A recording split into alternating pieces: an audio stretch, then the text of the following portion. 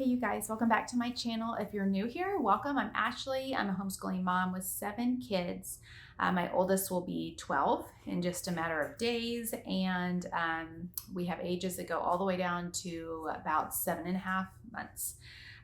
Okay, so I did a unboxing haul on from christianbooks.com a while back, which I will link, and I decided that first I was going to do this for health, kind of starting for my kids, my school age kids.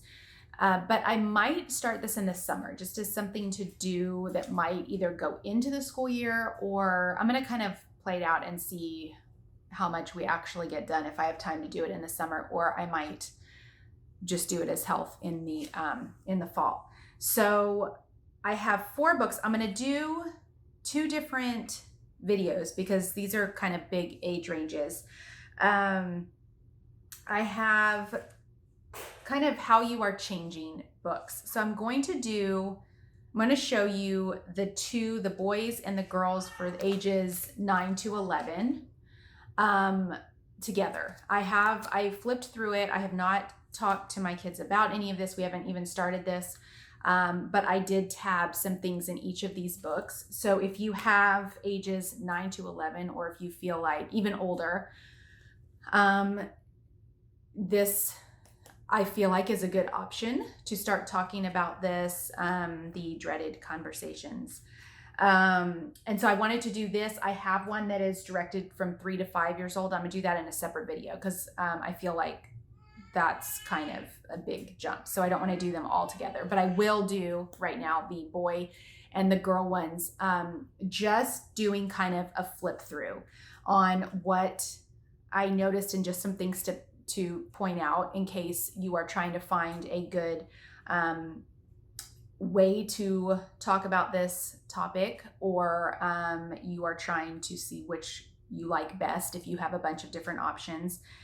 This one is Christian based, so if that is something that you're not interested in doing, this probably isn't the right book for you. I wanted to take a Christian based approach to this topic, and I saw a lot of good reviews on these. So this is a series, and this particular book for boys and girls, like I said, ages 9 to 11, How You Are Changing. So this just kind of introduces things. I'll just go ahead and show you the girls one first, and then I will hop on over to the boys. So they start out with, both books have like a forward here, just kind of talking about it.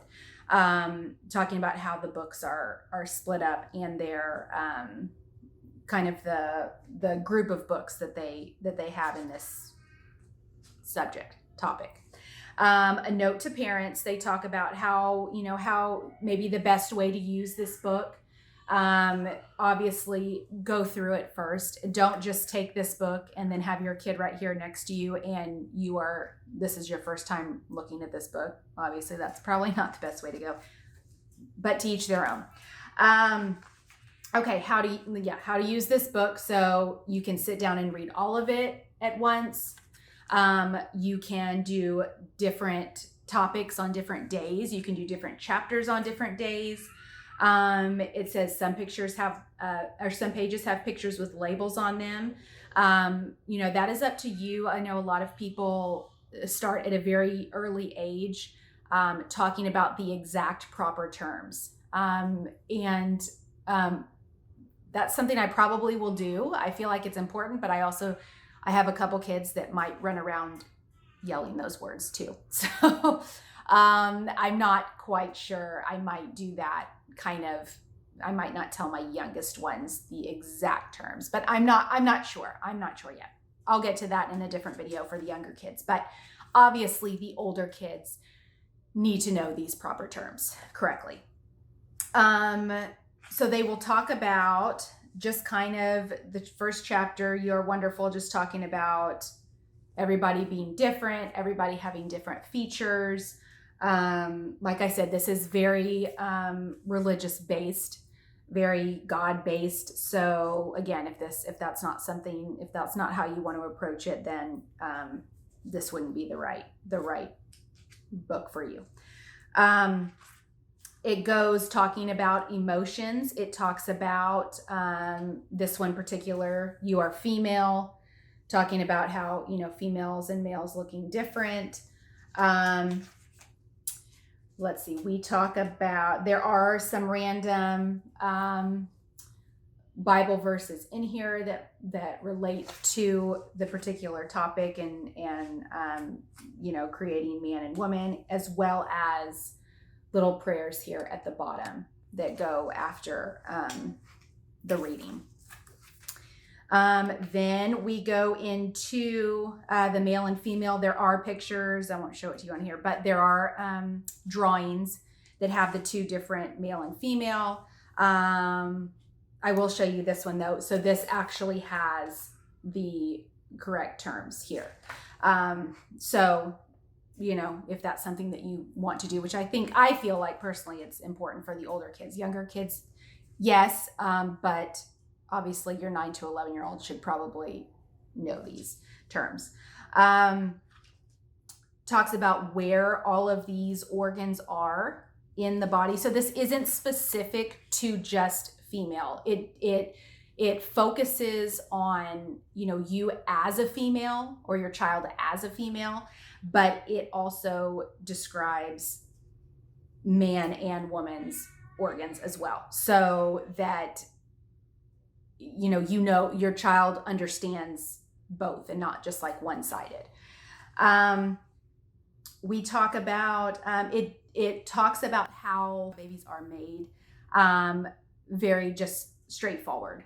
I think it's enough for the older kids to handle in a way that isn't too crazy. I will say, with my son, really, when you talk about these kinds of things, I feel like it is absolutely more awkward for the parent than it is for the child. If you act like it's not a big deal and you're just having a regular conversation, and this goes for anything, that's awkward to talk about with your kid, but it's awkward, I think, because you make it awkward. Like, you are the one that feels like it's awkward. Don't think that because you feel like it's awkward, that means your kid thinks it's awkward. The younger they are, as far as introducing them to this stuff, the more receptive they are. And I feel like, if you wait until they're 15 and 16 to have these discussions with them, then it might be kind of awkward.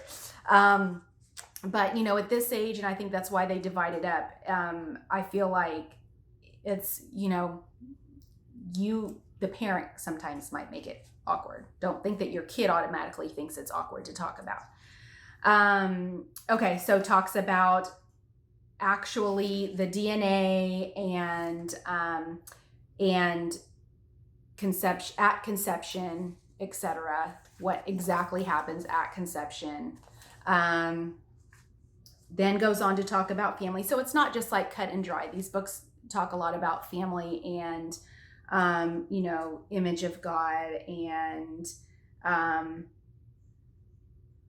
just a lot of extra stuff that I think just doesn't make this so like you're studying a biology book. Like, it's very relatable, I feel like.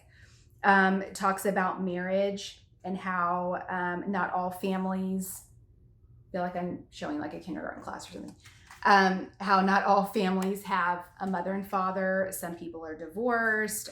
It's just, all families are different. And that is one thing that I've always stressed, and I will continue to stress to my kids, that just because, we believe something as Christians, does not make other people bad people. And I feel like that is very important to teach your kids. People don't always make the same decisions as you. People's lives do not look the same as yours. People's families do not look the same as yours. There are all different kinds of families. And whether or not, it's something that you agree with for a lifestyle or whatnot, that does not make anybody a bad person. Very important. And I don't know if that's mentioned in here or not, but if it's not, I just find it adamant to let my kids know that. that because your family does not look like other families, regardless of the reason, it does not make anybody a bad person. So that's just my 2 cents. But anyway, let's see. We talk about, again, more pretty much at the end of every chapter, they have a reading and have a little prayer that goes with it. They talk about growing as a baby and, kind of gives you the exact placenta, umbilical cord. That's a pretty quick little overview that they have there. How the baby gets the food and the oxygen, etc. The last few months before birth, and then actually how, how the baby comes out. They talk about different deliveries, a cesarean delivery. So in case you've had experience with that and you want your kid to know about that. They talk about premature babies. They talk about twins. So a lot of extra information. So this is not just, a book about that. This is a lot of extra information that I think, the older kids might find very interesting.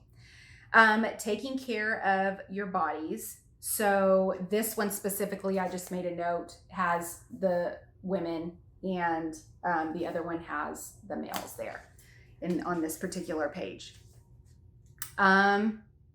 Talking about exercising, staying away from drugs, etc., taking care of your body. Growing. So as you grow and as you get older, on an emotional level as well as a physical level, talks about needing deodorant, talks about, acne, talks about, your personality also, and, being modest to an extent, I guess. And just taking care of your body. Then it talks about adolescence. It talks about, when girls start liking boys in adolescence. I hope you can kind of see that. I'm just showing you kind of basically what the pages look like. Talks about how girls change and menstruation and just physical changes. And it goes into quite a bit about menstruation and items to use for that, etc. And let's see what else. It does talk about how boys change as well. So it does, in a shorter paragraph, it's just like a little flip through here, but talks about, testosterone and Adam's apple, etc. So it does give a little bit so that they're not, they're not just learning about the female aspect, they're learning about the male aspect as well. And so they're not completely clueless. Talking about, am I normal? So, growing, people being taller than other people, or people being shorter than other people, or girls that develop quicker than others, that everybody has different rates of growth. Let's see, kind of that awkward phase also it talks about. Some kids go through it, I guess some don't. I know I did. Different, how people are different shapes and sizes in all aspects, and basically that shouldn't matter. Feeling good about your sexuality, it talks about here. Hurting your body by eating junk food and garbage, and what you watch and what you read makes a big difference. Drug use and alcohol use, smoking, things like that, pornography, making good choices with your body, both emotionally and physically. Then it talks just kind of the chapter here talks about, animals also mating the same way, but some animals don't, don't, for example, female fish lay many eggs in the water. And then how, how every animals are different in their reproduction, but some are the same. Talking about loving another person, and has a final reading and prayer at the end, and then a kind of definition of the words that are used in the book, if you need to go back or if they need to go back.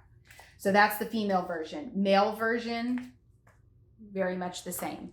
The same exact topics, shows the same thing, shows the male and the female, reproductive organs. We have, let's see,